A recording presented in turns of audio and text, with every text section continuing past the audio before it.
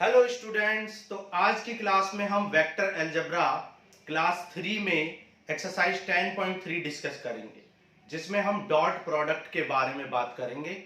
Dot product, जिसको हम scalar product भी कहते हैं। इसको हम स्केलर प्रोडक्ट क्यों कहते हैं? क्योंकि जब भी हम डॉट प्रोडक्ट करते हैं तो जो रिजल्ट आता है वो एक स्केलर नंबर आता है, मतलब उसमें आई जे के नहीं होते हैं। ठीक है, इसलिए इसे हम क्या कहते हैं? स्केलर प्रोडक्ट कहते हैं। जैसे फॉर एग्जांपल आप जानते हो कि अगर एक वेक्टर ए है, जैसे 2i प्लस 3j प्लस 4 के एक वेक्टर ए है, और एक वेक्टर बी है, मान लो 3i plus 2j plus 3k। तो बहुत सारे बच्चे जानते होंगे कि a डॉट बी जब हम निकालते हैं तो i वाले टर्म को i वाले में इंटू करते हैं। 2 3 जा 6, 3 2 जा 6 और 4 3 जा 12। ठीक है, ये हो जाता है 24। ये आपका आंसर आ जाता है। तो आप देख सकते हो कि a डॉट बी मतलब दो वेक्टर्स का डॉट प्रोडक्ट एक कैसा आया है, का रिजल्ट क्या आया है? एक स्केलर नंबर आया है। इसलिए डॉट प्रोडक्ट को हम क्या कहते हैं? स्केलर प्रोडक्ट भी कहते हैं। डॉट प्रोडक्ट को हम स्केलर प्रोडक्ट भी कहते हैं। जैसे हम डॉट प्रोडक्ट और स्केलर प्रोडक्ट कहते हैं। ठीक है, और डॉट प्रोडक्ट का जो फॉर्मूला होता है वो होता है a dot b equal to a b cos theta. ठीक है, a dot b equal to a b cos theta. ठीक है, इससे ज्यादा हम डॉट प्रोडक्ट के बारे में बात नहीं कर सकते हैं, क्योंकि ये फिजिक्स का पार्ट है, तो इसका फिजिकल इंटरप्रिटेशन हम फिजिक्स में पढ़ते हैं। ठीक है, तो बस आपको यहां पे यही समझना है, a dot b equal to क्या होता है? ए बी कॉस थीटा होता है। ठीक है, तो जहां a क्या है? एक वेक्टर है, b भी एक वेक्टर है, और a क्या है? a है magnitude of vector a, that is modulus of a, और मैंने आपको बताया था इसे ए बी बोल सकते हैं। और ये क्या है? b, magnitude of b, that is modulus of b, और इसे हम सिंपली b भी लिख सकते हैं। तो आप इस फॉर्मूले को ऐसे भी लिख सकते हो, a dot b equal to modulus of a into modulus of b cos theta. तो a dot b equal to क्या होता है? Modulus of a modulus of b cos theta. Okay, अब हम यहां पर ये बात करते हैं कि जब आपने a को b से मल्टीप्लाई किया तो ऐसा क्यों किया कि i को i से ही मल्टीप्लाई किया, j को j से मल्टीप्लाई किया, k को k से, i को बाकी से क्यों मल्टीप्लाई नहीं किया? इसके बारे में बात करेंगे। अब देखो, लास्ट क्लास में हमने आपको बताया था कि i j k जो होते हैं वो क्या होते हैं? i j k orthogonal unit vectors होते हैं। ऑर्थोगोनल यूनिट वेक्टर्स होते हैं i j k। ठीक है, तो i j k orthogonal unit vector होते हैं। ऑर्थोगोनल का मतलब क्या होता है? परपेंडिकुलर। इसका मतलब है i j और k तीनों म्यूचुअली परपेंडिकुलर होते हैं, क्योंकि ये ऑर्थोगोनल है।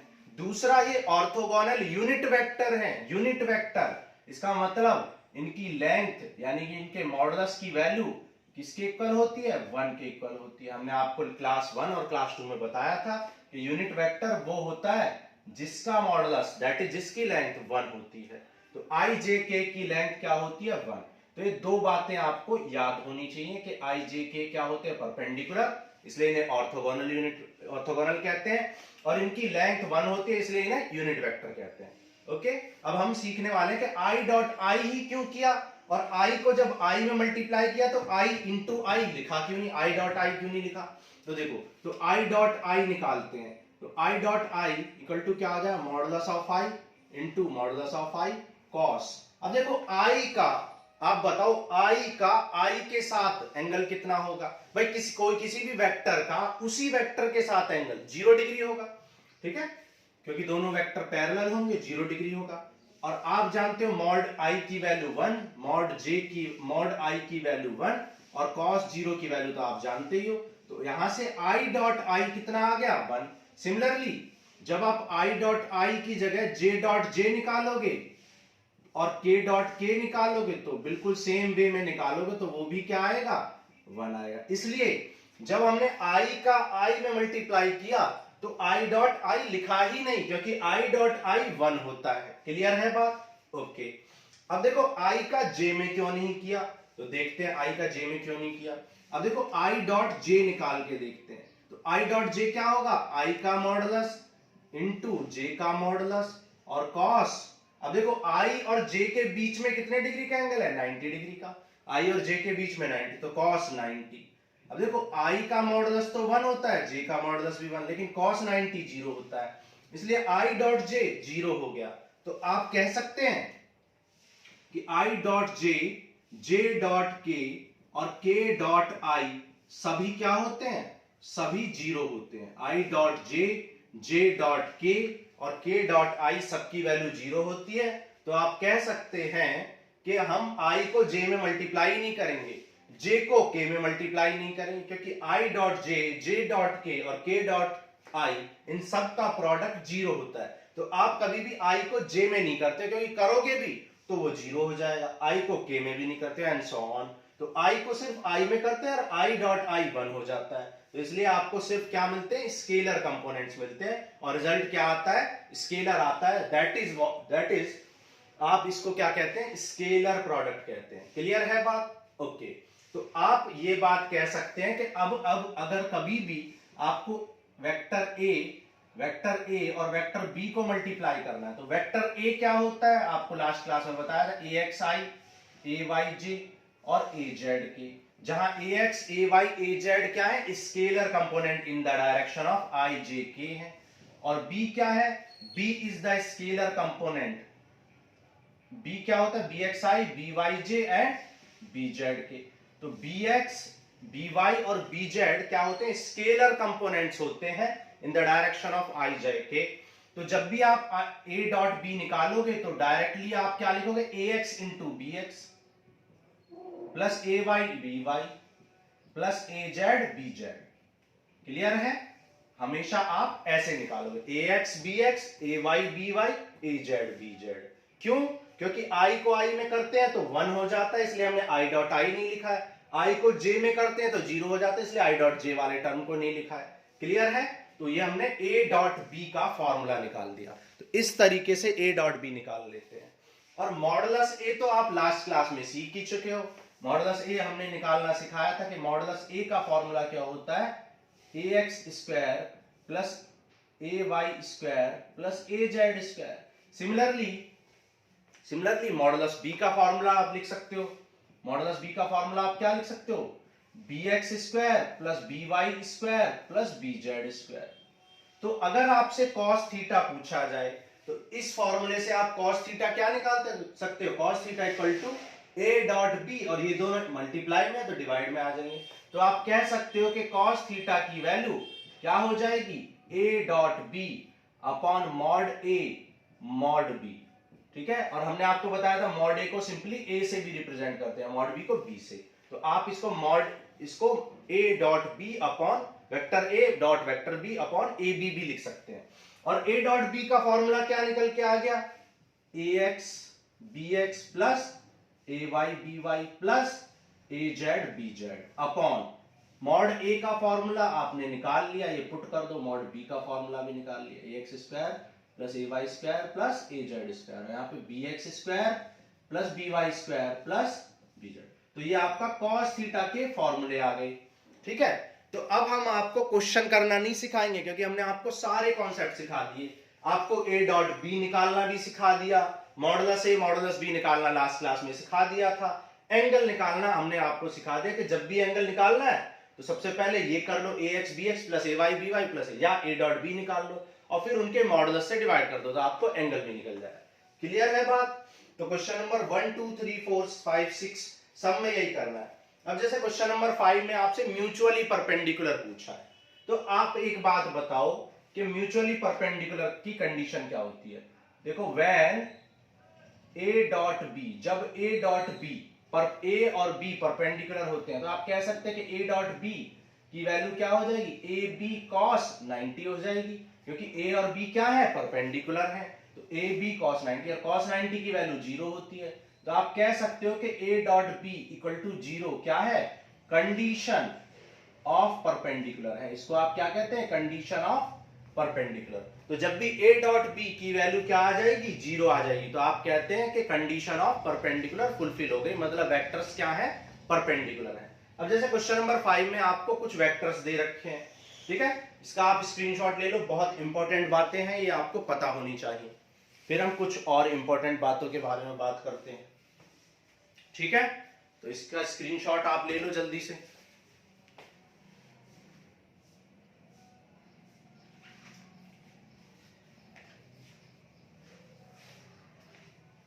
चलो आगे करते हैं।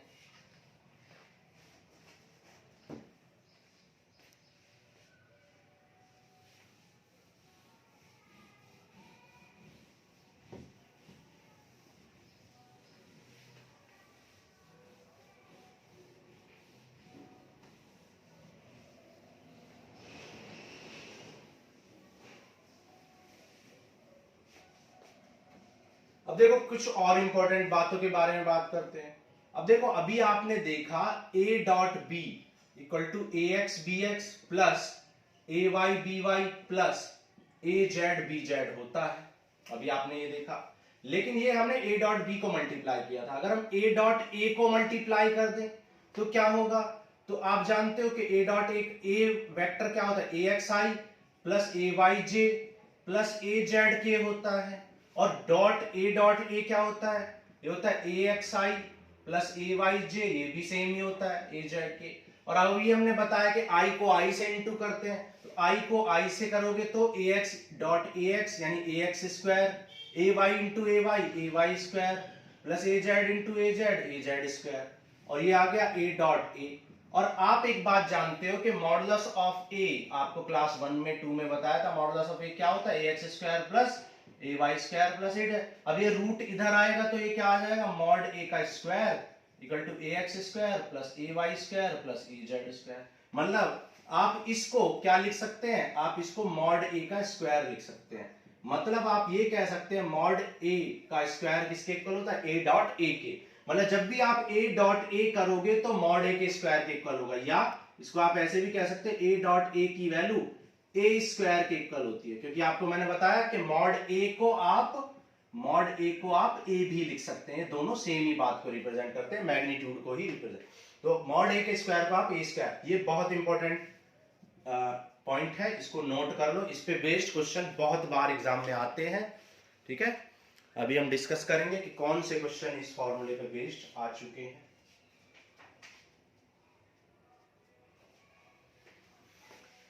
जल्दी से नोट कर लो आप, ठीक है। चलो आगे चलते हैं।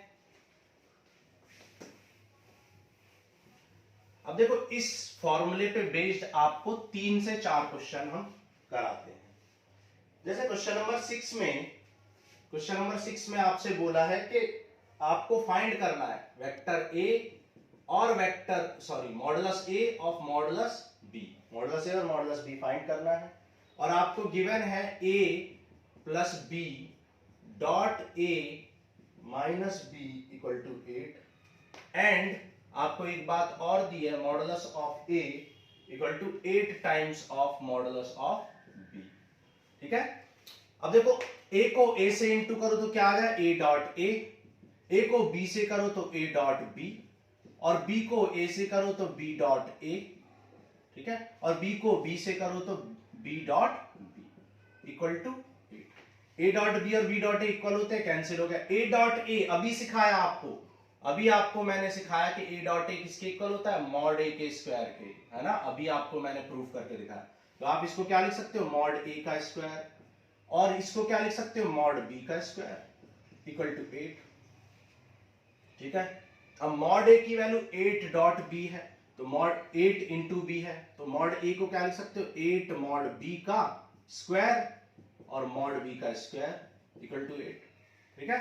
इसको लिख सकते हो 64 मॉड बी का स्क्वायर माइनस मॉड बी का स्क्वायर, सब्ट्रैक्ट कर दो तो 63 मॉड बी का स्क्वायर इक्वल टू 8, और मॉड बी इक्वल टू क्या आ जाएगा, 8 अपॉन अंडर रूट 63 आ जाएगा, ठीक है। जिसे हम क्या लिख सकते हैं, 2 root 2 upon 3 root 7 plus minus, ये आपके मॉड बी की वैल्यू आ जाएगी। जब एक बार मॉड बी आ गया तो मॉड ए किसके इक्वल था, 8 टाइम्स ऑफ बी, तो 8 टाइम्स ऑफ बी कर दो, ये आपका क्या आ जाएगा, ये आपका मॉड ए आ जाएगा। क्लियर है?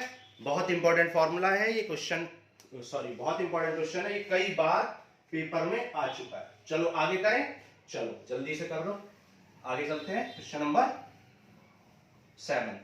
अब देखो क्वेश्चन नंबर 7 में आपसे बोला हुआ 3a minus 5b, 3a minus 5b dot 2a plus 7b, इसको सॉल्व करना है आपको। बहुत इजी क्वेश्चन है, 1 नंबर का है, कभी कभी 2 नंबर का भी आ जाता है, बहुत easy question. 3 into 2 6 a dot a, 3 into 7 21 a dot b, 5 into 2 10 b dot a, 5 into 7 35 b dot b। ठीक है, मल्टीप्लाई कर लिया। अभी आपको बताया था कि a डॉट a किसके इक्वल होता है, मॉडुलस ऑफ a के स्क्वायर के, या सिंपली a स्क्वायर के इक्वल होता है। तो ये क्या हो जाए 6a square, 21 a dot b और 10 b डॉट b। आपको मैंने सेकंड क्लास में ये बात बताई थी कि a डॉट b और b डॉट a दोनों क्या होते हैं, इक्वल होते हैं। ठीक है, तो ये 21 माइनस 10 क्या हो जाए 11 a डॉट b हो जाएगा, और ये हो जाएगा 35 b स्क्वायर। यही आपका आंसर आ जाए, क्योंकि इसे आगे और सॉल्व किया नहीं जा सकता। क्लियर है? ओके, चलो आगे चलते हैं। आगे देखो क्वेश्चन नंबर, ये क्वेश्चन नंबर 7 था।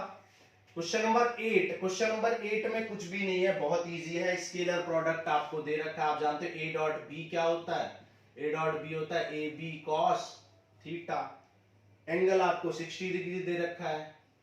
कह रहे हैं कि magnitude of two vector having, इनका मैग्नीट्यूड सेम है। क्वेश्चन नंबर 8 में कह रहा है कि a और b का मैग्नीट्यूड सेम है, मतलब मॉड a मॉड b और a इक्वल टू b है, ऐसा बोला हुआ है। तो आप इसको a स्क्वायर और cos 60 और a डॉट b आपको कितना दे रखा है 1/2। अब cos 1/2 होती है cos 60 की वैल्यू कैंसिल, तो a स्क्वायर इक्वल टू 1, तो a इक्वल टू 1 आ गया। जब a 1 आ गया तो a और b दोनों 1 आ गए, मतलब a और b क्या है, a और b यूनिट वेक्टर है, क्योंकि a और b की वैल्यू क्या आ गई 1 आ गई। ठीक है, चलो आगे चलते हैं। अब क्वेश्चन नंबर 8 हो गया, 7 हो गया। अब क्वेश्चन नंबर 9 फिर से उसी कॉन्सेप्ट पे बेस्ड है। क्वेश्चन नंबर 9 फिर से उसी कॉन्सेप्ट, कह रहा है कि वेक्टर a क्या है, एक यूनिट वेक्टर है, तो वेक्टर x फाइंड करो, x का मॉड फाइंड करो, ऐसा क्वेश्चन ने बोला है। ठीक है, आपको दे रखा है x minus a dot x plus a equal to, आपको गिवन है कितना 12, तो x dot x plus x dot a minus a dot x minus a dot a equal to 12। और आपको अभी बताया कि x डॉट x किसके इक्वल होता है, x स्क्वायर के या मॉड x स्क्वायर के, और ये इससे कैंसिल हो जाए, इक्वल होते हैं। और ये क्या हो गया मॉड a का स्क्वायर, और मॉड a तो क्या दे रखा है यूनिट वेक्टर गिवन है, ये यूनिट वेक्टर गिवन है, ये बात आपको गिवन है। तो यहाँ पे क्या लिख सकते हो आप, यहाँ पे 1 लिख सकते हो, तो मॉड x का square minus 1 equal to 12 equal to 13 हो जाएगा। तो मॉड x का स्क्वायर इक्वल टू 13, तो मॉड x की वैल्यू क्या आ जाएगी under root plus minus under root 13, तो मॉड x की वैल्यू क्या आ जाएगी plus minus under root 13। Clear है बात? ओके, चलो ये क्वेश्चन नंबर 9 था। ठीक है, अब इस कॉन्सेप्ट पे और क्वेश्चन करते हैं। अब जैसे क्वेश्चन नंबर 13 आपका दे रखा है, क्वेश्चन नंबर 13 कह रहा है a b c are unit vector, a b c unit vector है, तो जब a b c unit vector है तो इनकी लेंथ यानी इनका मॉडुलस की वैल्यू 1 हो जाएगी।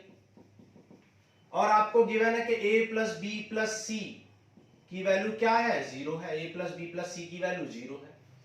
तो जब आप इसका स्क्वायर करोगे, या सेल्फ प्रोडक्ट भी कह सकते हैं, सेल्फ डॉट प्रोडक्ट भी कह सकते हैं, स्क्वायर भी कह सकते हैं, तो जब इसको खुद से मल्टीप्लाई करोगे मतलब सेल्फ प्रोडक्ट करोगे, तो क्या होगा आप जानते हो a into a dot a plus a dot b, ठीक है, फिर plus a dot c plus B dot a, फिर बी डॉट बी, फिर बी डॉट सी, मल्टीप्लाई कर देंगे सबको, फिर यहां सी डॉट ए, फिर सी डॉट बी, फिर c dot c equal to 0।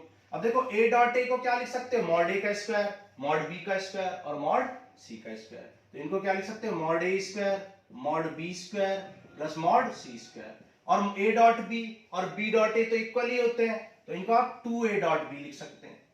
ऐसे इन दोनों को 2b डॉट सी लिख सकते हैं, फिर 2c डॉट ए लिख सकते हैं, ए और सी को, ठीक है, bc को और इसको ऐड कर सकते हैं और इन दोनों को ऐड कर सकते हैं, इक्वल टू 0 आ गया। अब इसमें आप देख सकते हो 2 कॉमन है, और ये देखो ये a स्क्वायर मॉड a कितना है 1 1 1, तो ये 1 प्लस 1 3 हो जाएगा, और यहाँ पे 2 कॉमन आ जाएगा, ठीक है। ये मोस्ट इंपॉर्टेंट क्वेश्चन है, जितने भी क्वेश्चन हम डिस्कस कर रहे हैं सारे इंपॉर्टेंट हैं, और 2 से 3 क्वेश्चन इससे आने ही आने।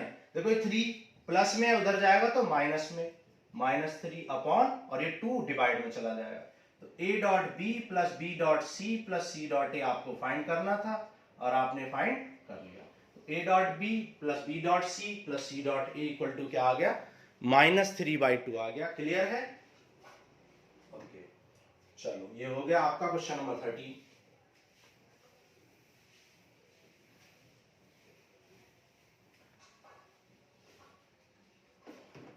अब देखो क्वेश्चन नंबर 14 में आपसे बोला है कि अगर if vector a is 0 or vector b is 0, then a dot b is 0, but vice versa is not true। अब देखो आप एक बात बताओ कि a डॉट b कितने मेथड कैसे 0 हो सकता है, तो भाई a डॉट b होता है ab cos थीटा, तो a डॉट b 0 कब हो सकता है, जब या तो a 0 रहा हो, या फिर b 0 रहा हो, या फिर थीटा 90 डिग्री रहा हो। 3 केस में ये a डॉट b 0 हो सकता है। तो ये कह रहा है कि जब a 0 होता है तो a डॉट b 0 हो गई, जब a 0 हो जाएगा तो a डॉट b 0 आना ही है, b 0 हो जाएगा तो a डॉट b भी 0 आना है। लेकिन उल्टा vice versa is not true, क्योंकि a dot b, if a dot b is 0, it can be 0 due to angle. ये 0 हो सकता है एंगल की वजह से भी, भाई ऐसा भी तो हो सकता है कि a डॉट बी 0 का क्यों रहा हो, एंगल की वजह से रहा हो। तो इसलिए जरूरी नहीं है कि जब a डॉट बी 0 हो तो वो इसलिए 0 हो कि a 0 है या b 0 है। हो सकता है a डॉट बी क्यों 0 रहा हो सकता है एंगल की वजह से a 0 हो गया हो। तो आप ये नहीं कह सकते कि जब a डॉट बी 0 है तो जरूरी नहीं है कि a 0 है या b 0 है। क्यों? क्योंकि एंगल की वजह से 0 भी हो सकता है। क्लियर है? तो आगे होगा समझ में आपको, ठीक है। चलो